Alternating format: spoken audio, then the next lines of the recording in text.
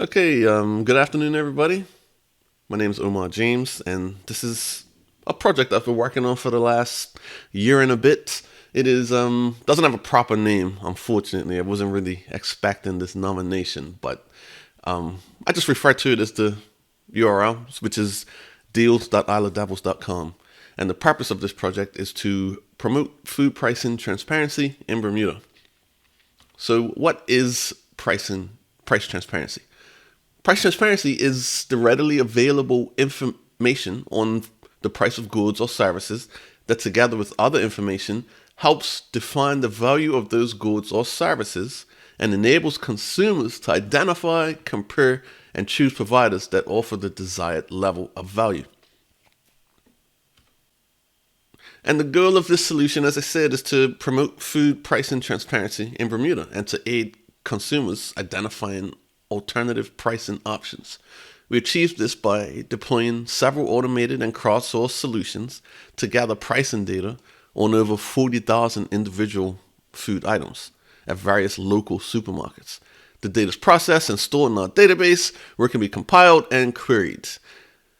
Through analysis, we identify pricing trends, pricing anomalies, and other useful information and present those results in a way that allows the average Bermudian to better understand our uniquely complicated supply chain issues and to make better purchasing decisions.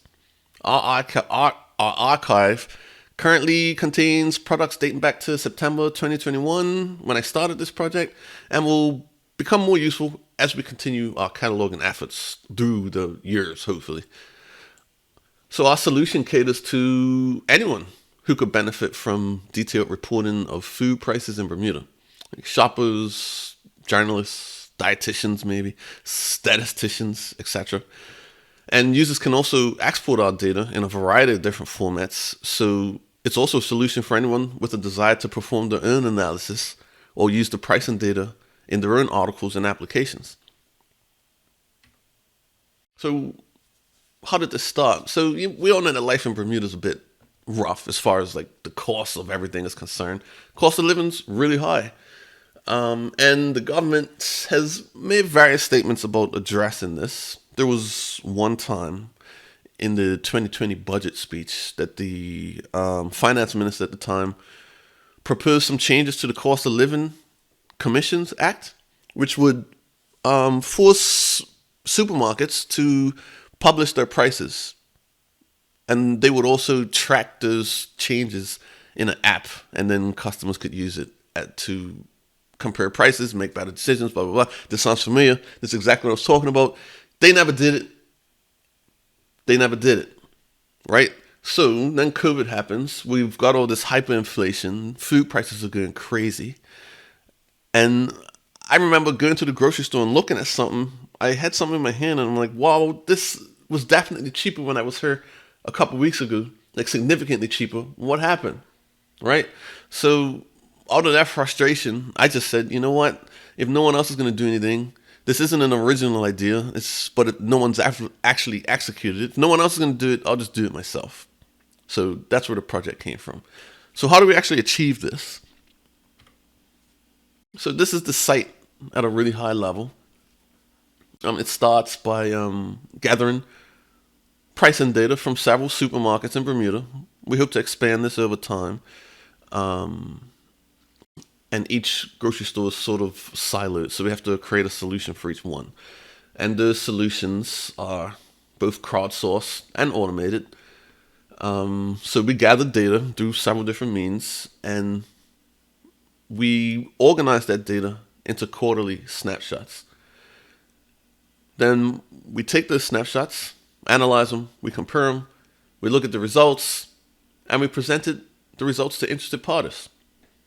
So what do the snapshots look like? Here's one snapshot. It's presented as a data table to users. You can go and browse these data tables right now. You can filter them by product name, by price. You can even filter by store if you just want to see items at one location or whatever. And then you can also export the data that you filter into your own report and do your own analysis. But we have these snapshots. We take them every quarter. And now that we have over a year's worth of snapshots, we're able to run various different reports, like this one. This is Dunkless Dairy. Everyone knows Dunkless Dairy, one of the largest local producers of various dairy products on the island. Well, we ran this to look at the pricing history of these Dunkley products from between September 2021 and September 2022. See, the price of eggs, I'm not sure if these are imported or not. Can't remember the product name. But in either way, the prices increased over 100%. Back in September 2021, they were $2.69, then it increased, and now, September 2022, 110% difference at $5.69. Milk has increased as well, but the price has been a lot more stable. We also do comparisons. So Pronto is the newest player in the supermarket game. They're completely online. They only deliver, and they advertise themselves as the cheapest option. So we decided to create a basket of goods and compare those goods between Pronto and two of the more established supermarket chains on the island, Marketplace and Lindo's. And the results speak for themselves. They were quite a bit cheaper than the alternatives or than the competition. One of our most popular reports is biggest price changes. So in this report here that I'm showing on our mobile template, we don't have an app, but we do have, but the site is flexible enough to change itself to a mobile format when necessary. But this report here, you can look at some of the biggest changes for the current period. This was between June and September 2022. You see the price of watermelon cuts at Miles Market actually decreased from $3.15 to $1.69. And beets at Pronto was down 50% from $7 to $3.50. On the flip side, Lindo's price of apple cider was increased over 100%, 114% from $5.79 to $12.39. And single limes at Miles Market increased another 100% increase from $1.55 to $3.15. Yeah, this report right here is probably one of the most popular ones just because some of these changes are just, jaw-dropping and shocking, to be honest. So why does price transparency matter? Why is it important? So to explain that, I'm going to tell you the story of the $8 apple. So we were running our reports as we normally do, and we came across something that even in this time of hyperinflation made us sort of take a sit back and wonder what the heck was going on. Like maybe we made a mistake. We saw an apple that was selling for $8 at Marketplace. $8 each, not a bag, not a pound. This is $8 each. This is actually a 436% increase between March and September, from $1.49 to $7.99. Clearly something was wrong along the way. Something went wrong, but it says a lot that when I reported this to my subscribers, not everybody was sure because, 436% increase is ridiculous, but, we see 100, 150 all the time. So it's not that far out of the realm of possibility. So we went to verify. We verified that the price was indeed real, $7.99, and it wasn't just a typo either. If you bring up this item in your shopping cart, both real or virtually, and you scan the item in real life, or you ring it up on their website, you're going to pay $8 for this apple, or at least that's what the system's going to tell you. So it was in their system as $8. My subscribers were not happy. They were not happy at all. And, we let Marketplace know. We brought it up to them. We said, there's got to be something wrong. And they confirmed that it was a technical glitch and the correct price should be $1.29. But I think this is a good example of why the work we're doing with this project is important. Because in order to understand why the prices of products are what they are, we need to ask the right questions. And we can't ask those questions until we have the data.